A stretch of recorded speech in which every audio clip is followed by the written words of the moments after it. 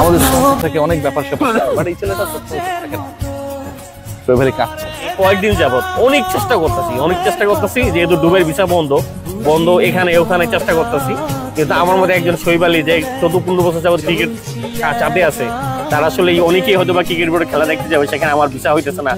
এটা আসলে মানে জানি না শেষ পর্যন্ত হবে কিনা, তারপর আমি আশা রাখি বাংলাদেশ ক্রিকেট বোর্ডের কাছে, বুলবুল ভাইয়ের কাছে, হয়তোবা মানে যদি আসলে আমার আর কোনো চাওয়া নেই আপনাদের কাছে, যে আমি বাংলাদেশ যেখানে খেলো সেখানে যে যেন বাংলাদেশের পতাকা উড়াতে পারি আসলে।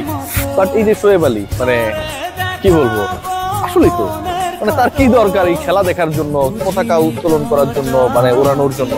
প্র্যাকটিস সেশন যখন চলে না, বিশ্বাস করেন আমি বানিয়ে বলছি না, অন্য যে কারোর কাছ থেকেও জেনে নেওয়ার চেষ্টা করেন, শোয়েব আলী ঘন্টার পর ঘন্টা না এই পতাকাটা উড়ায়। গরম রৌদ্রের মধ্যে, প্রখর রৌদ্রের মধ্যে, বৃষ্টির মধ্যে দল ডুবে গেছে, শোয়েব আলী স্টেডিয়ামে রয়েছে just to support the team. আমাদের স্পন্সর থেকে অনেক ব্যাপার স্যাপার, বাট এই ছেলেটা সবসময় এসব থাকে না। শোয়েব আলী কাঁদছেন।